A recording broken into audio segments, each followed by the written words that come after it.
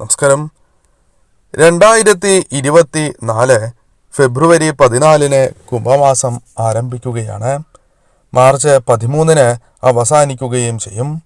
കുംഭമാസത്തെ പോലെ തന്നെ ഫെബ്രുവരിക്കും ഈ വർഷം 29 ദിവസങ്ങളുണ്ട് എന്നത് കൗതുകം തന്നെയാണ്. ആദിത്യൻ കുംഭം രാശിയിൽ അവിട്ടം, ചതയം, പൂരുരുട്ടാതി എന്നീ ഞാറ്റുവേലകളിൽ സഞ്ചരിക്കുന്നതാകുന്നു. കുംഭം 7-ാം തീയതി വരെ അവിട്ടം ഞാറ്റുവേലയും തുടർന്ന് 20-ാം തീയതി വരെ ചതയം ഞാറ്റുവേലയും ശേഷം പൂരുരുട്ടാതി ഞാറ്റുവേലയുമാണ്. രേവതി നക്ഷത്രത്തിൽ തുടങ്ങി ഒരു തവണ രാശിചക്രഭ്രമണം നടത്തി അശ്വതി നക്ഷത്രത്തിൽ പ്രവേശിക്കുന്നതുവരെയാണ് കുംഭത്തിലെ ചന്ദ്രസഞ്ചാരം. കുംഭം 1 ശുക്ലപക്ഷ പഞ്ചമിയും തിഥി തന്നെയാണ്. കുംഭം 1 ശുക്ലപഞ്ചമി തിഥിയാണ്. കുംഭം 11 വെളുത്തവാവും കുംഭം 26 കറുത്തവാവും സംഭവിക്കുന്നതാകുന്നു. ശുക്ല ചതുർത്ഥിയിലാണ് കുംഭമാസം അവസാനിക്കുന്നത്. വ്യാഴം മേടം രാശിയിൽ ഭരണി നക്ഷത്രത്തിലും ശനി കുംഭം രാശിയിൽ ചതയം നക്ഷത്രത്തിലും സഞ്ചരിക്കുന്നതുമാണ്. ശനിക്ക് മകരം 30 മുതൽ മീനം 5 വരെ മൗഢ്യവുമുണ്ട്. കുംഭമാസം മുഴുവനും ബുധനും മൗഢ്യത്തിലാണ്. കുംഭമാസം 7 ബുധൻ മകരത്തിൽ നിന്നും കുംഭം രാശിയിലേക്കും കുംഭം 23 കുംഭത്തിൽ നിന്നും മീനം രാശിയിലേക്കും സംക്രമിക്കുന്നതാകുന്നു. ബുധന്റെ നീചരാശിയാണ് മീനം.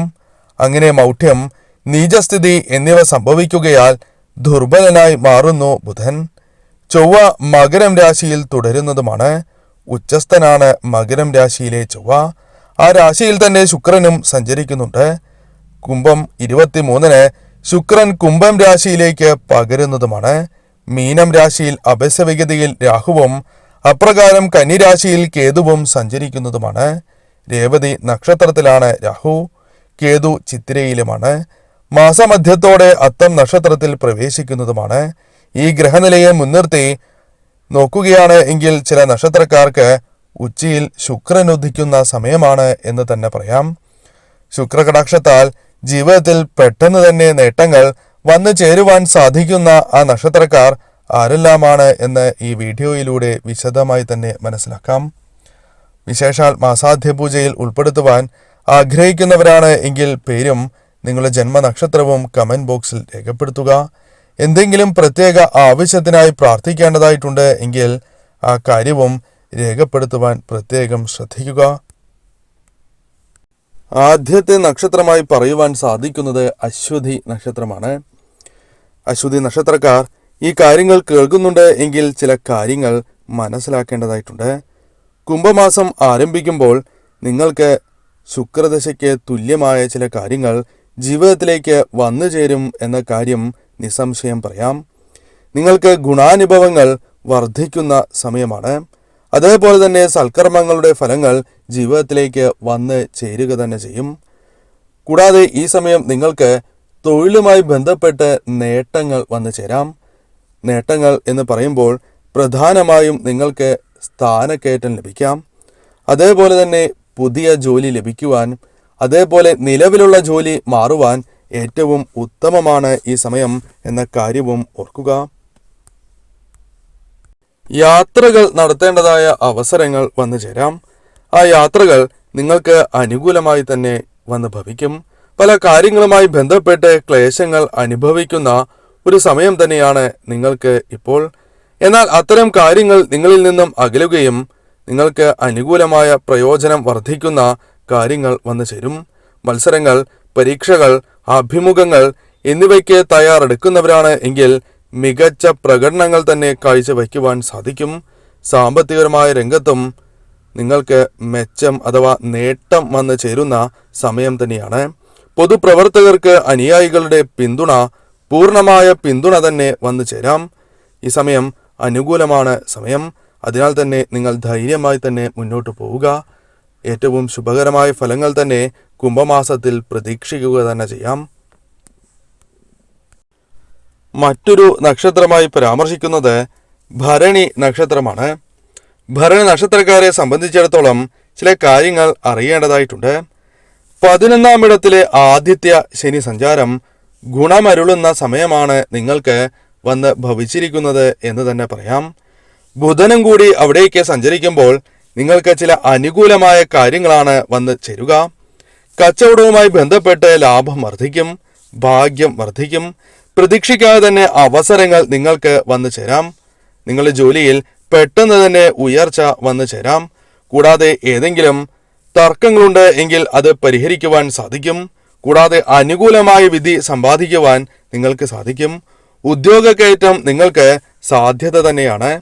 ഉദ്യോഗക്കയറ്റം ലഭിക്കുവാനുള്ള അവസരങ്ങൾ നിങ്ങളുടെ ജീവിതത്തിലേക്ക് കടന്ന് വരിക തന്നെ ചെയ്യും. കൂടാതെ അന്യദേശത്ത് അഥവാ വിദേശത്ത് ജോലി ലഭിക്കുവാനുള്ള സാധ്യതകൾ വളരെ കൂടുതലുള്ള ഒരു സമയം തന്നെയാണ് ഇത്. രാഷ്ട്രീയപരമായി നോക്കുകയാണ് എങ്കിൽ നിങ്ങൾക്ക് ചുമതലകൾ വർദ്ധിക്കുകയും അതുമായി ബന്ധപ്പെട്ട് ഉയർച്ചകൾ നേടുവാൻ സാധിക്കുകയും ചെയ്യാം. എന്നാൽ സാഹസികമായ യാത്രകൾ പൂർണ്ണമായും ഒഴിവാക്കി മുന്നോട്ട് പോകേണ്ടതാകുന്നു. ധനപരമായ നേട്ടങ്ങൾ പല വഴികളിലൂടെയും കടന്നു വരാം. അത് ശരിയായ രീതിയിൽ ചിന്തിച്ച് പ്രവർത്തിക്കുകയാണ് എങ്കിൽ നിങ്ങൾക്ക് സാമ്പത്തികപരമായ ഉയർച്ച പ്രതീക്ഷിക്കുന്നതിനേക്കാൾ കൂടുതലായി തന്നെ വന്ന് ഭവിക്കും. ആരോഗ്യ കാര്യങ്ങളിൽ അല്പം ശ്രദ്ധ പുലർത്തുക. ഇഷ്ടദേവതയെ പ്രാർത്ഥിച്ച്, പ്രത്യേകിച്ചും പരമശിവനെ പ്രാർത്ഥിച്ച് മുന്നോട്ട് പോവുക. മറ്റൊരു നക്ഷത്രമായി പരാമർശിക്കുന്നത് പൂയം നക്ഷത്രമാണ്. പൂയം നക്ഷത്രക്കാരുമായി ബന്ധപ്പെട്ട് ചില കാര്യങ്ങൾ അറിയേണ്ടതായിട്ടുണ്ട്. നിങ്ങളുടെ ജീവിതത്തിൽ പ്രതീക്ഷിക്കാതെ തന്നെ പല വിധത്തിലുള്ള ദുരിതങ്ങൾ അനുഭവിക്കുന്നവരാണ്. കാര്യതടസ്സങ്ങൾ, അതേപോലെ തന്നെ ഏത് കാര്യം ചെയ്യണം എന്ന് വിചാരിച്ചാലും അതിൽ കാലതാമസം വന്നു ചേരുക. ഇത്തരത്തിൽ പല വ്യക്തികളുടെയും അപ്രീതിയും നിങ്ങൾക്ക് ഈ സമയം കൊണ്ട് നേടിയിട്ടുണ്ട്, അഥവാ അത്തരത്തിലുള്ള അബദ്ധങ്ങൾ പിണഞ്ഞിട്ടുണ്ട് എന്ന് തന്നെ പറയാം. അതേപോലെ തന്നെ അധ്വാനം വിലമതിക്കപ്പെട്ടിട്ടില്ല എന്ന് തന്നെ പറയാം. അത്തരത്തിലുള്ള പ്രശ്നങ്ങളും നിങ്ങൾ അനുഭവിക്കുന്നവർ തന്നെയാണ്. എന്നാൽ ഇതെല്ലാം മാറ്റം വരുന്ന സമയമാണ് എന്ന് തന്നെ ഈ മാസത്തെക്കുറിച്ച് പരാമർശിക്കുവാൻ സാധിക്കും. ധനപരമായ ഞെരുക്കം ഒരു പരിധിവരെ മാറും. കടം വാങ്ങേണ്ട സാഹചര്യങ്ങൾ ഒഴിവാക്കുവാൻ നിങ്ങൾക്ക് സാധിക്കുക തന്നെ ചെയ്യും. വിദ്യാർത്ഥികളുമായി ബന്ധപ്പെട്ട് ഉത്സാഹം വർദ്ധിക്കുന്ന സമയം. കൂടാതെ ഈ സമയം പുതിയ സംരംഭങ്ങളുമായി ബന്ധപ്പെട്ട് അനുകൂലമായ കാര്യങ്ങൾ വന്ന് ചേരുന്നതുമാണ്.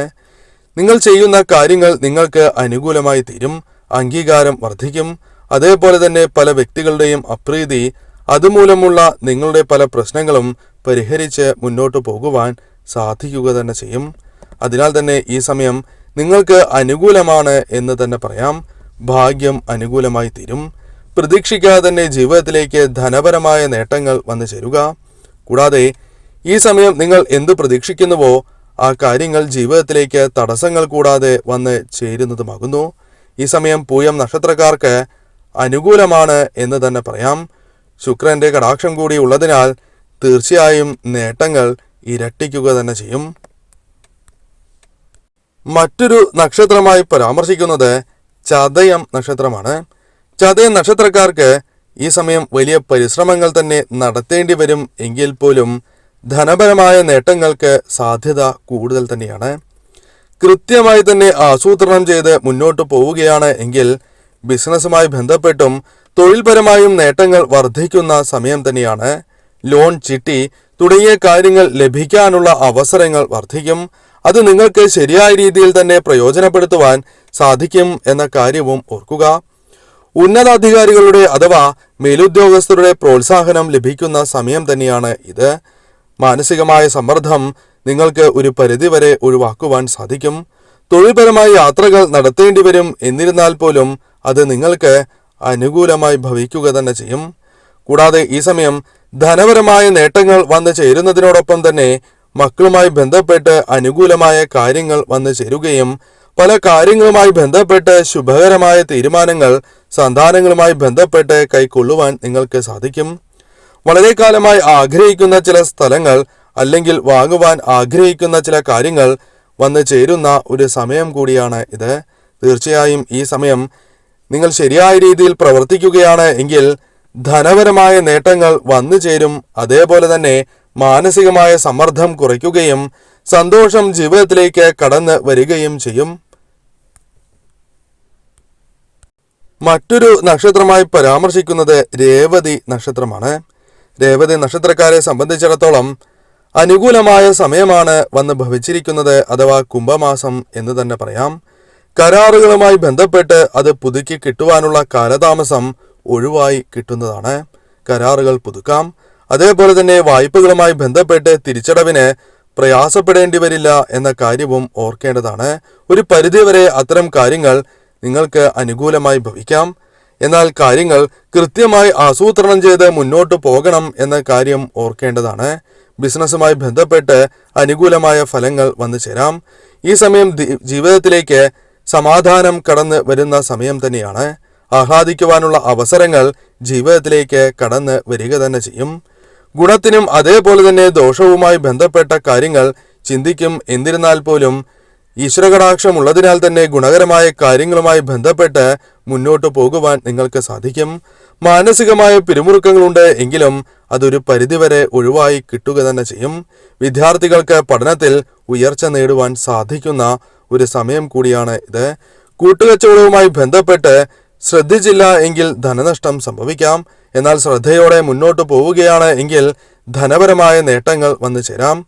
സഹോദരാനുകൂല്യം വർദ്ധിക്കുന്ന സമയമാണ് എന്ന കാര്യവും ഓർത്തിരിക്കേണ്ടതാകുന്നു.